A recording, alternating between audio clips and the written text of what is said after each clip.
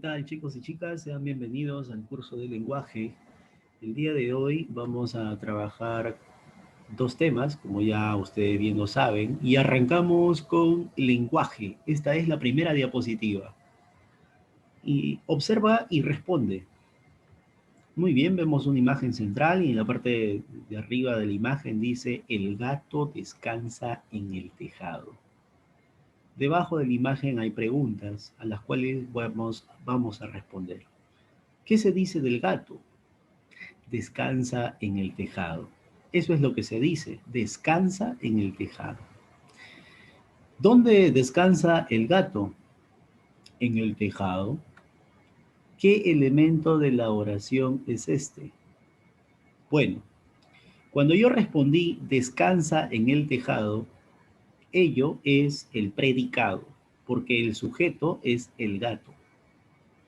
Y cuando yo respondí en el tejado nada más, ello sería un circunstancial de lugar. ¿De qué tema hablaremos hoy? Hoy hablaremos del predicado y su estructura. Número 1, definición. El predicado es el elemento que comunica algo sobre el ente aludido por el sujeto, es decir, es todo aquello que se dice del sujeto. Reconocimiento. Para reconocer el predicado en la oración, debemos formularnos la siguiente pregunta. ¿Qué se dice del sujeto? Para ello, tú antes tienes que reconocer el sujeto. Y ya hemos tenido una clase respecto al sujeto. Entonces, tú tienes que saber aplicar también las preguntas para hallar el sujeto. 3. Aplica. Haya el predicado en los siguientes casos. Tenemos dos oraciones para poder aplicar la pregunta para reconocer el predicado, porque eso es lo que nos están pidiendo. Haya el predicado. Muy bien. Haremos la pregunta. ¿Qué se dice del sujeto? En este caso, los González trajeron muchos donativos. La pregunta sería, ¿qué se dice de los González? Y la respuesta es, trajeron muchos donativos. Esta respuesta, aquello que está pintado con letras rojas, es el predicado. Otro ejemplo, para mañana Juan debe pagar cuentas. Tú vas a hacer la pregunta, ¿qué se dice de, en este caso el sujeto es Juan? ¿Qué se dice de Juan? Y la respuesta es, para mañana debe pagar cuentas. De esta forma, jóvenes y señoritas, hemos reconocido el predicado. Recuerda, es importante primero reconocer el sujeto. Y ustedes ya han aprendido a reconocer el sujeto. Esa clase está hace unas semanas atrás colgado en la plataforma. También puedes revisar el video. Punto 4, hablemos ahora de su estructura, porque te dije que el tema de hoy era el predicado y sus elementos. Déjame decirte que el predicado tiene en total, puede llegar a tener hasta 8 tipos de elementos. El día de hoy en la clase, para ti, solamente vamos a hablar de 4 de ellos. O sea, del total de 8, solamente hablaremos de 4 de ellos. Número 1, el núcleo del predicado. Se representa con las letras NP. N significa núcleo y P significa predicado. NP, núcleo del predicado. ¿Qué es el NP? Es la palabra más importante del predicado. Ojo con esto, ¿eh? Palabra más importante del predicado. Perdón. Cumple con esta función el verbo. Ah, o sea que el NP, profe, es el verbo. Así es. Y déjame decirte que el verbo se puede presentar de 3 formas. Puede ser un verbo simple, cuando consta solamente de un elemento o de una forma. Ejemplo, nosotros colaboraremos. En esta oración, el predicado es colaboraremos y en este predicado tenemos al verbo colaboraremos. Este verbo colaboraremos solamente tiene una forma, tiene un elemento. Por lo tanto, el verbo es un verbo simple. Como te dije que habían tres formas, en la segunda forma del verbo es el verbo compuesto. El verbo compuesto consta de la combinación de una forma personal del verbo haber y de un participio. A estas alturas ustedes ya saben qué es un participio. Ya también lo hemos desarrollado en una de las clases. Muy bien, entonces el verbo compuesto consta de una forma personal del verbo haber más un participio. O sea, en total, si nos damos cuenta, va a presentar dos elementos. Dos elementos. Pero el primer elemento tiene que ser la conjugación de haber y el segundo elemento tiene que ser un participio. Ejemplo, nosotros hemos colaborado. Hemos es la forma conjugada del verbo haber, colaborado por la terminación ado es un participio. Recuerda que los participios terminaban en ado, ada, ido, ida, soto, cho. Ante esas formas pueden terminar los participios. Entonces nos hemos dado cuenta que hemos colaborado. Todo esto es el verbo. Solamente es un verbo, pero este verbo está conformado por dos elementos. Por eso se llama verbo compuesto. Y la tercera forma es la perífrasis verbal. La perífrasis verbal consta de la unión de un verbo en forma personal y otro no personal. Si va a ser no personal, puede ser un infinitivo, un gerundio o participio. Ambos tienen un significado en conjunto. Por ejemplo, la perífrasis verbal puede ser tú tienes que colaborar. Aquí el verbo es tienes que colaborar. Todo esto es el verbo, pero este verbo tiene forma de perífrasis verbal. La perífrasis verbal puede estar conformado por dos elementos, por tres elementos. En este caso está conformado por tres elementos. Tienes es el verbo en forma personal, que es un nexo. Colaborar es un infinitivo porque los infinitivos terminaban en ar, er, ir. Recuérdate. Entonces, en esta oración, el NP dentro del predicado es tienes que colaborar. Y todo esto es el verbo en su forma de perífrasis verbal. Otra forma de perífrasis verbal es nosotros estamos colaborando. Aquí el verbo es estamos colaborando. Este verbo tiene forma de perífrasis verbal. Estamos es un verbo en forma personal. Colaborando es un verbo en forma no personal. Porque colaborando es un gerundio. Los gerundios terminaban en ando, endo, yendo. Este de aquí termina en ando. Entonces, todo junto es una perífrasis verbal, es un verbo. Otro ejemplo más, ¿puedes bailar salsa? Puedes bailar. Puedes es un verbo en forma personal. Bailar es un infinitivo porque termina en ar. Entonces, puedes bailar es el verbo en forma de perífrasis verbal. Segundo elemento, objeto directo. Se representa con la letra O, D. ¿Quién es el objeto directo? El objeto directo indica en quién recae de inmediato la acción verbal. Se puede reemplazar con los pronombres la, lo, las, los. Se reconoce con las preguntas ¿qué es lo que más el verbo más el sujeto? O también puedes hacerte otra pregunta. ¿A quién o a quiénes más el verbo más el sujeto? Vamos a demostrar con ejemplos lo dicho aquí. Trajo su donativo. Se supone que aquí hay un sujeto tácito. Se supone que es él o ella. Él trajo su donativo. Ella trajo su donativo. Sujeto tácito, él o ella. ¿Cuál de estas dos preguntas haces para poder hallar el OD? La primera. Tú haces la pregunta, ¿qué es lo que, en este caso el verbo, trajo?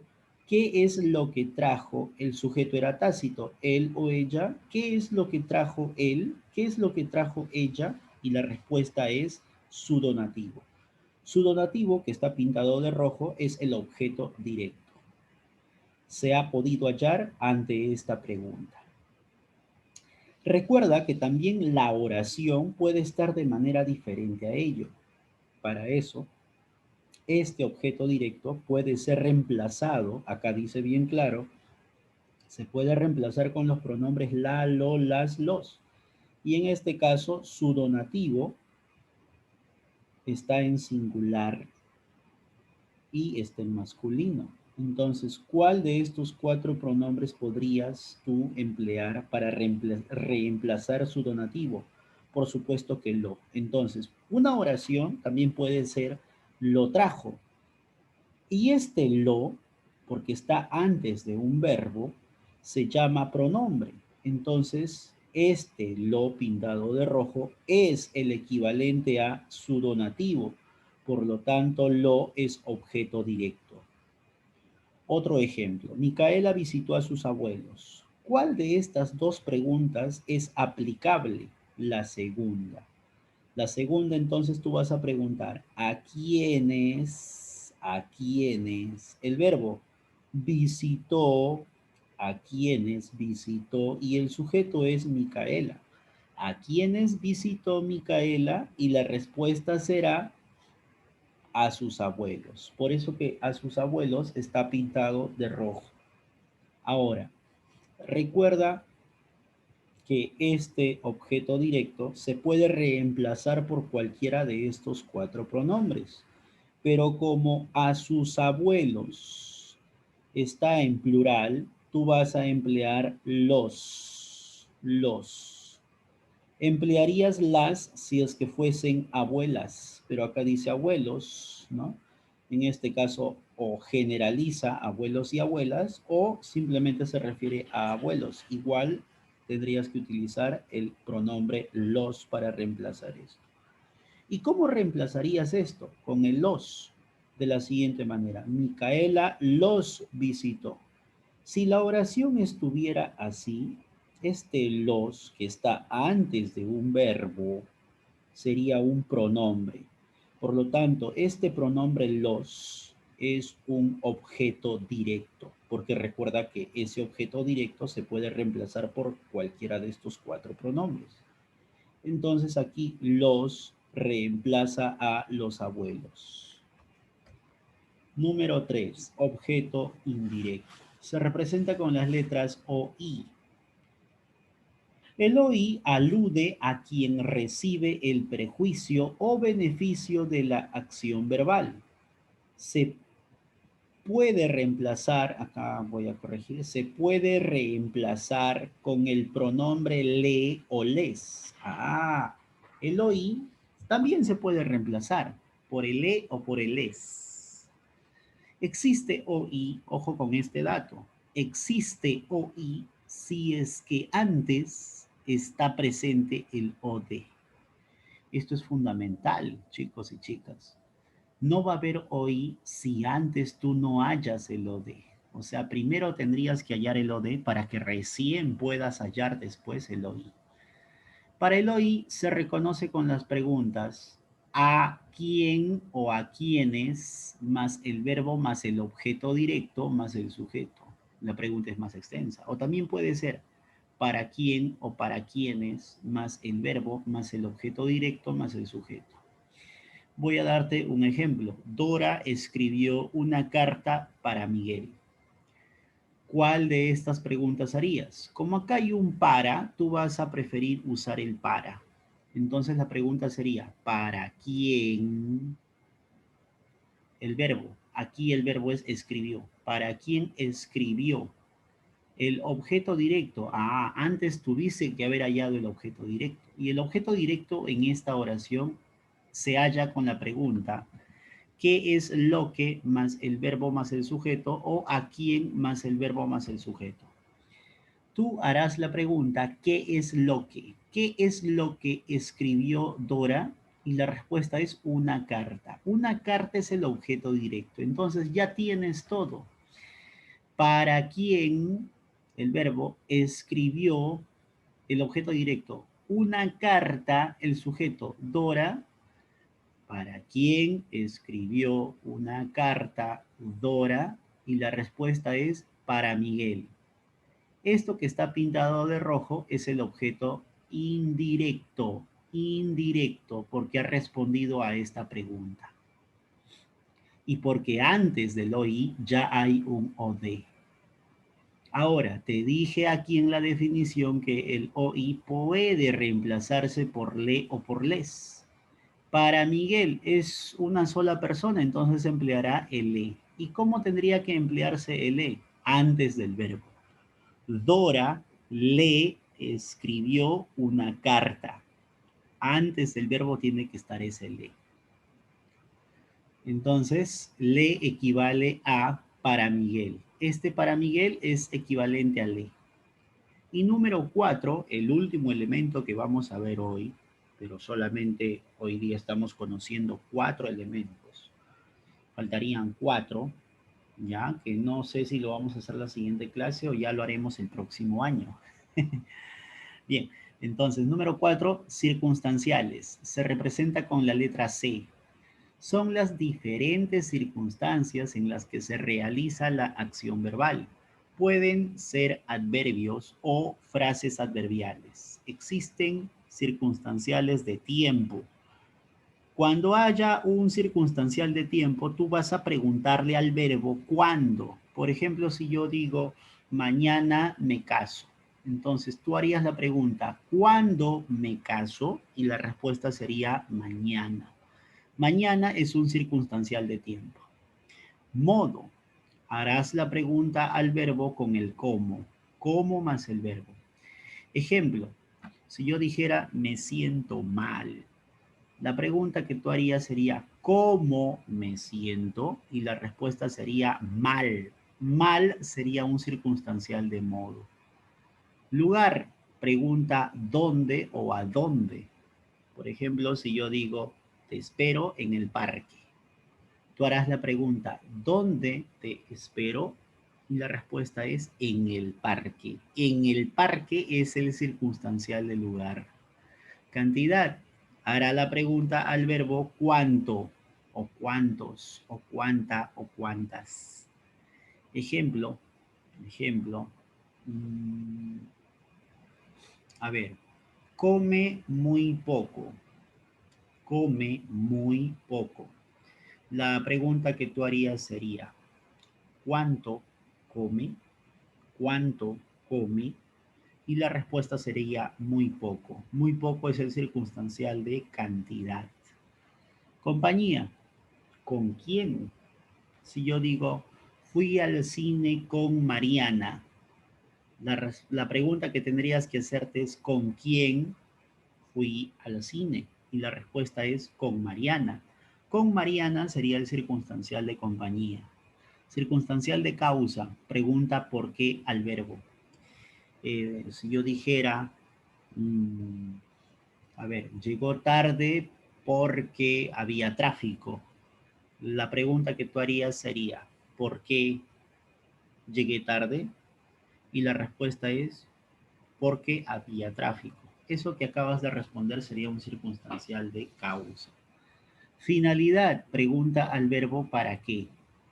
Si yo dijera, mmm, a ver, estudié para sacar buena nota.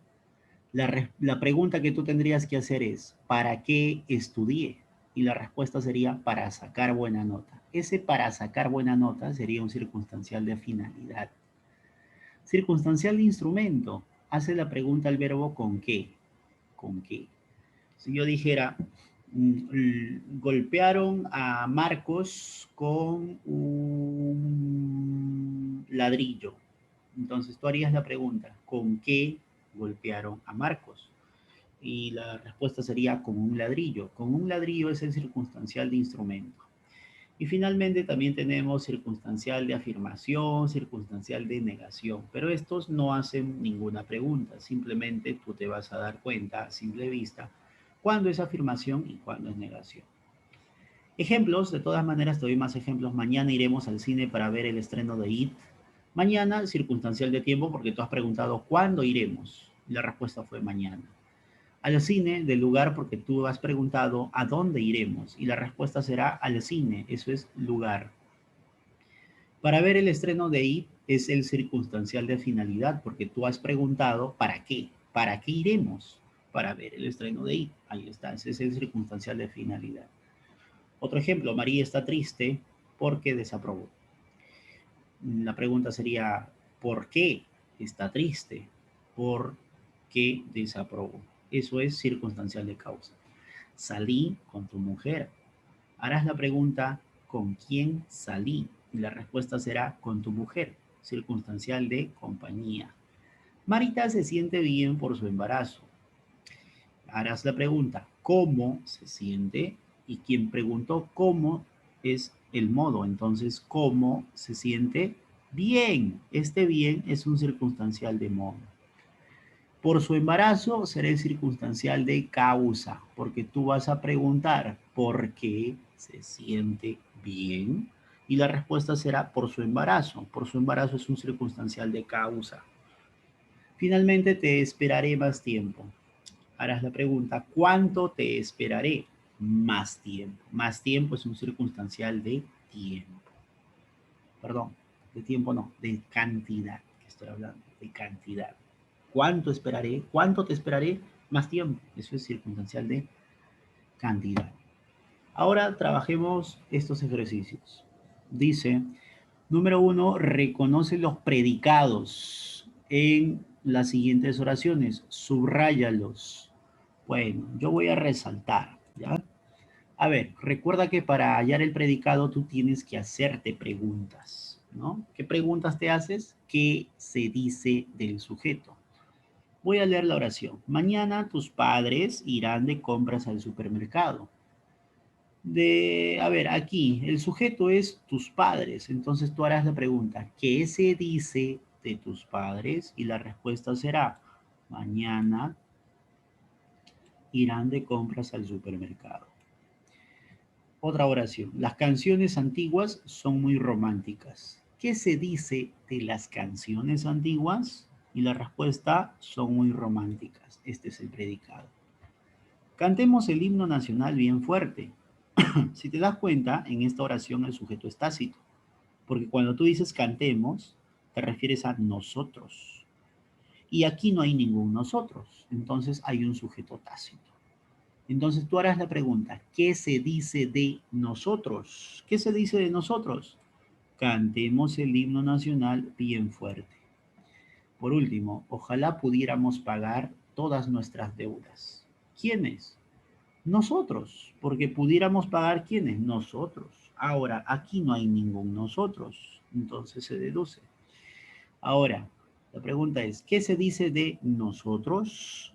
Ojalá pudiéramos pagar todas nuestras deudas. Todo esto sería el predicado. Pasamos a la pregunta número 2. Señale la estructura sintáctica del predicado en la siguiente oración. Muy bien, vamos a señalar la estructura sintáctica. Compramos las mascarillas para tu familia en la farmacia Arcángel hace ya 2 días. Cuando dices compramos, significa que nosotros, y nosotros no está. Nosotros es un sujeto tácito. Por lo tanto, nosotros es un sujeto tácito. Eso significa que todo esto es predicado. Ahora, compramos, ¿qué cosa será? NP, porque este es el verbo, por lo tanto es núcleo del predicado. Harás la pregunta, ¿qué es lo que compramos? Y tu respuesta será las mascarillas. Esto de aquí es un objeto directo porque has hecho la pregunta, ¿qué es lo que compramos? ¿Qué es lo que compramos nosotros? Porque recuerda que lo de se reconoce con la pregunta, ¿qué es lo que? Más el verbo más el sujeto. Siguiente, para tu familia, esto de aquí será un objeto indirecto, porque la pregunta para hallar el OI es ¿para quién o a quién? ¿Para quién? ¿Para quiénes? compramos, para quienes compramos, más el OD, las mascarillas, nosotros, y la respuesta sería para tu familia. Entonces, para tu familia es el OI. Ahora, en la farmacia Arcángel, esto de aquí es un circunstancial de lugar, de lugar. Y hace ya 2 días es un circunstancial de tiempo. Entonces ya tengo la estructura. NP, OD, OI, CL y CT. La respuesta, ¿dónde estará? ¿Dónde estará la respuesta? La A no cumple. La B sí cumple. La respuesta es B. B. Hay que ser bastante observadores, ¿ya? NP, NP, fíjate. OD, OD. OI, OI. Circunstancial de lugar, circunstancial de lugar. Circunstancial de tiempo, circunstancial de tiempo. Listo. Pasamos a la siguiente diapositiva. 3. En el enunciado, el premio Mujer Revelación 2020 fue entregado a la actriz del momento Naomi González por el gran comediante Omar Sánchez. ¿Qué función cumple el elemento subrayado? Bien, eso que está subrayado es, harás esta pregunta de aquí. ¿A quién o a quiénes más el verbo más el sujeto? Tú harás esa pregunta. ¿A quién el verbo fue entregado el sujeto? El premio Mujer Revelación 2020. ¿A quién fue entregado el premio Mujer Revelación 2020? Y la respuesta es a la actriz del momento, Naomi González. Todo esto es un objeto directo, porque se ha respondido a la pregunta que te acabo de formular. Número 4. Reconozca la alternativa que contiene objetos indirecto y directo en ese orden. Ya. A ver, segundo tiene que estar el directo. Entonces tú harás la pregunta en la E. ¿Qué es lo que dé? En este caso, ¿qué es lo que dará Dios? ¿Qué es lo que dará Dios? Y la respuesta es su bendición. Su bendición es un objeto directo. Ahora, nos significa a nosotros. Es como decir Dios dé su bendición a nosotros, pero ese a nosotros se ha reemplazado con nos. Significa que nos es un OD. Significa, perdón, que nos es un OI, porque la es a nosotros. Y la pregunta para ayer el OI era a quién más el verbo, más el OD, más el sujeto. La pregunta entonces sería, ¿a quién dará su bendición en lo de Dios a nosotros? A nosotros se ha reemplazado con nos. Entonces, nos a ver, aquí está. Nos es un OI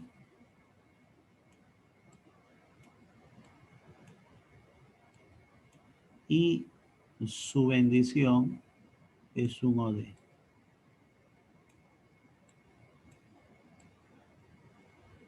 Listo.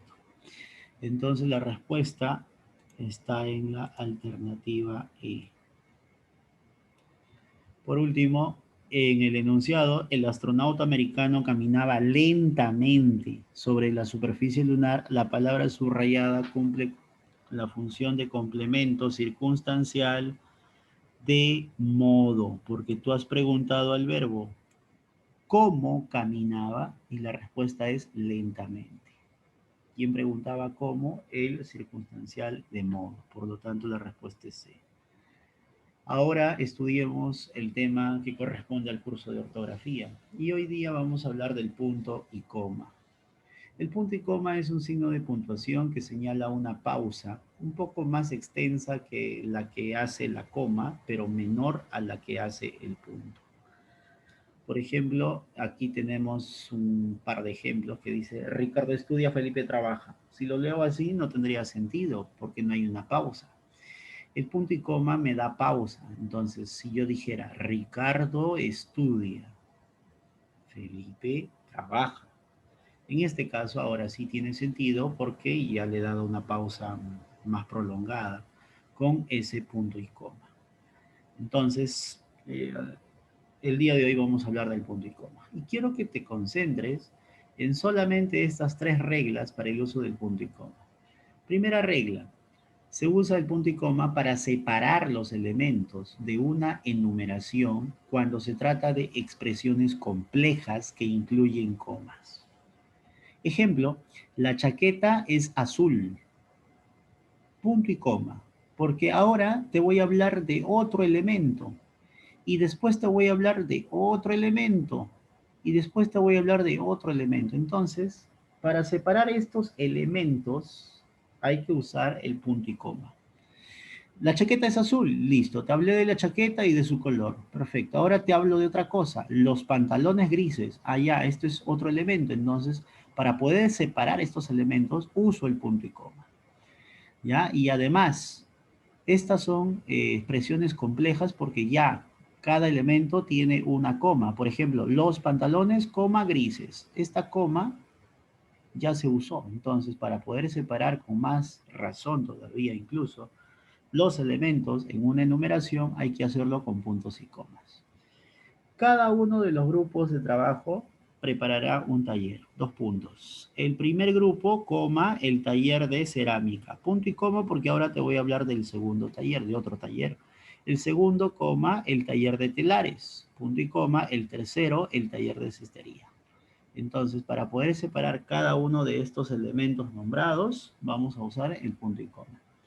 Ahora, regla número 2. Se utiliza el punto y coma para separar proposiciones yuxtapuestas, especialmente cuando en estas se ha empleado la coma. A ver, yuxtapuestas significa oraciones compuestas. Yuxtapuestas no tienen nexo, ¿ya? No tienen nexo las oraciones compuestas yuxtapuestas. O sea, están unidas, pero a través de un signo de puntuación. En este caso, el punto y coma. Era necesario que el hospital permaneciera abierto toda la noche.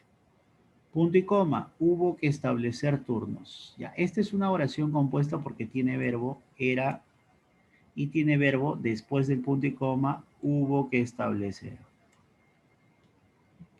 Ahí hay dos verbos. Esta es una oración compuesta. Entonces, el punto y coma se utiliza en medio de las oraciones compuestas. ¿Ya? Y ese punto y coma mentalmente equivale a un término. En este caso, esto de acá eh, significa un pero. Era necesario que el hospital permaneciese abierto toda la noche, pero hubo que establecer turnos. Este es un pero. Otro ejemplo, la muchacha desesperadamente corría hacia su casa, punto y coma, sus padres acababan de llegar. ¿Cuáles son los verbos aquí? Corría y acababan de llegar. Dos verbos, entonces hay dos proposiciones. ¿Cómo están separadas las proposiciones? Por un punto y coma. Regla número 3, se coloca el punto y coma delante de las conjunciones o locuciones conjuntivas, como, pero, más, aunque, sin embargo, por tanto, por consiguiente, en fin, etcétera, cuando los periodos tienen cierta longitud y encabezan la proposición a la que afectan. Los jugadores se entrenaron intensamente durante todo el mes. Sin embargo, es uno de esos conectores, uno de esos conjunciones o locuciones conjuntivas.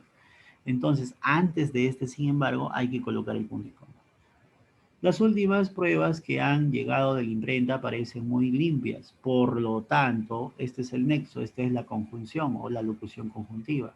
Creo que no tardaré mucho en revisarlas y volverlas. Antes de este nexo, un punto y coma. Y después del nexo este, una coma. Siempre y cuando sean enunciados extensos, como estos de acá. Y solamente me queda hacerte recordar que nos encontramos a las 12 para poder trabajar los ejercicios sobre el tema nada más del predicado, ¿ya? Solamente sobre el tema del predicado vamos a desarrollar ejercicios. Tu práctica calificada del día de hoy también solamente trata acerca del predicado, nada más. Muchas gracias por tu atención, nos vemos más tarde, hasta luego.